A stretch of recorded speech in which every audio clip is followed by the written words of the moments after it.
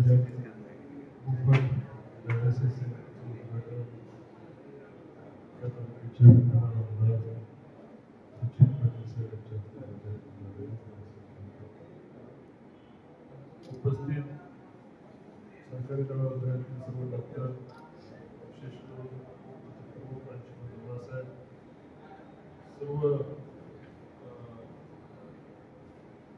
सरकारी दवाखान्यातील डॉक्टर्स आणि त्यांचे सहकारी नर्स, उपस्थित निष्ठा परिवार मंडळाचे संचालक माननीय साहेब, Sachin Jilhare, doctor Agune, doctor Jetikod, Jaykumar Shinde, Sudhamappa, doctor Shinde, Laxman Sonkar, Sudhir Jakirbai, Ajay Malve, Sandeep Chorambe, Sachin Dhawale, Tukaram Shinde, Sirajbai, Rahul Shah,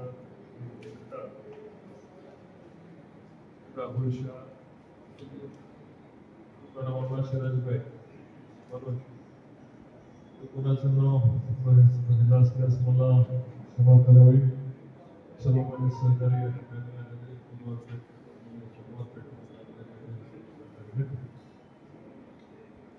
Rajabhau Deshpande, सर्व कर्मचारी, स्टाफ, विशेष करून उपस्थित असणारे सर्व पत्रकार बंधूंची नियोजनामध्ये चूक झाली त्याबद्दल मी स्वतः त्यांची क्षमा मागतो. पुढील कार्यामध्ये आमदार साहेबांनी सांगितल्याबद्दल मी व्यवस्थित सूचना आमदार साहेबांकडे देतील सर्वांना अशी अपेक्षा व्यक्त करतो. अतिशय छाडाने या डायलिसिस सेंटरचा आमदार सचिन पाटील केला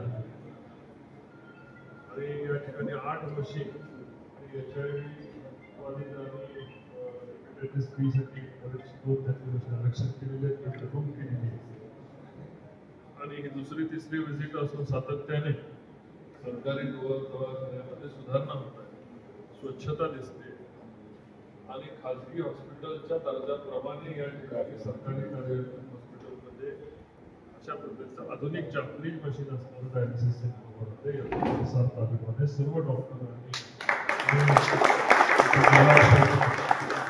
मंत्री, पालकमंत्री आमदार साहेबांचे विशेष करून आपण जे याच्यासाठी कष्ट केले त्याच्यासाठी आपले आभार मानतो. आणि पलटणकरांना अशा प्रकारचं अद्यावत आलं, विशेष करून मी आता आमदार साहेबांना तेच सांगतो की लोकांना एकदा डायबिटीज झाला आणि सर्वसामान्य माणसाला जर डायलिसिस करावं लागलं, एकदा दोनदा केल्यानंतर त्याला असं वाटतं कुटुंबावर भार नको, मेलेलं बरं. आणि अशा पद्धतीचा एक मानसिक त्याच्यावर दडपण येत आहे की सातत्याने पैशाचा खर्च आपल्या कुटुंबावर पडत आहे आणि डायलिसिस सातत्याने खर्च आल्यामुळे डिप्रेशनमध्ये लोक जातात.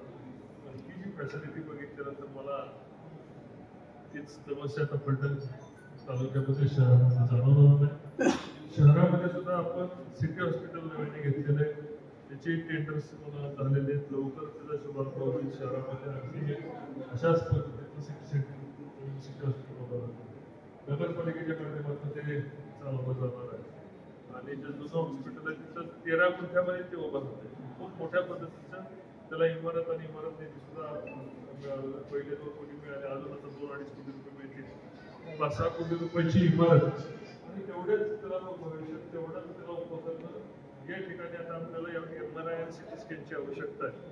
आमदार साहेबांना या ठिकाणी माझं सांगणं आहे की MRI आणि CT स्कॅनसाठी आपण फॉलोअप करा. आणि एकंदरच आपण दोघं मिळून बारामतीच्या धर्तीवर जे प्रसूती केंद्र झालेलं आहे किंवा बारामतीच्या धर्तीवर जे काही आरोग्याच्या सुविधा आपल्याला मिळाल्या पाहिजे. देवेंद्रजी पटलला या महिन्यामध्ये कार्यक्रम त्यांनी स्वीकारलेला आहे. तारीख आहे 2-4 दिवसामध्ये तारीख कळली की त्या दिवशी आपण सर्वांनी मिळून या आरोग्याच्या सुविधासाठी नवीन भव्य असं हॉस्पिटल उभारण्यासाठी आपल्याला विनंती करायची आणि आपण एकदा फॉलोअप केला मला वाटत नाही की त्याला मंजुरी मिळायला फक्त अडचण आहे. येणाऱ्या काळात पलटणलाही बारामतीच्या धर्तीवर आपल्याला चांगलं पद्धतीचं मेडिकल फॅसिलिटी असणारं फॅसिलिटी सेंटर सर्व डॉक्टरांना मला सांगायचं आहे. आमदार साहेबांनी व्यक्त केलेल्या अपेक्षा अतिशय वाजवी आणि अतिशय योग्य की एखादा अपघात झाला, साप चावला, त्यानंतर लोकांची जी पळापळ होती ती होत्या कामा नये याच्यासाठी आपण आपलं सुयोग्य नियोजन या ठिकाणी 24 आवर्स चांगला डॉक्टर्स या ठिकाणी असतील आणि मग कुणाला शोधाशोध करायची गरज पडणार नाही याची आपण सर्वांनी काळजी घ्यावी.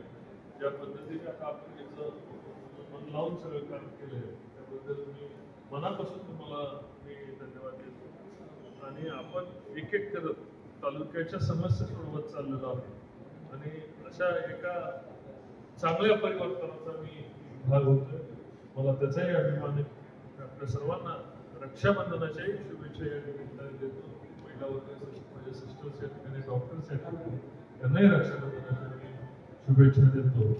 आज रक्षाबंधन असेल तर ते कर्तव्यामुळे त्यांना रक्षाबंधन काही गोष्टी साजरा करता येत नाही, तरी पण एक भाऊ म्हणून त्यांना सगळ्यांना माझ्या या ठिकाणी शुभेच्छा. तुम्हाला सर्वांनाही दीर्घायुष्य आणि चांगलं धन्वंतरी तुम्हाला चांगला तुमच्या हाताला गुण घेऊ आणि लोकांचे रुग्ण निदान योग्य पद्धतीने पार पाडू. पटण तालुक्याचं या वैद्यकीय केंद्राचं नाव चांगलं हो गाजव असे मी शुभेच्छा व्यक्त करतो आणि आपल्याला धन्यवाद देतो. जय हिंद, जय महाराष्ट्र.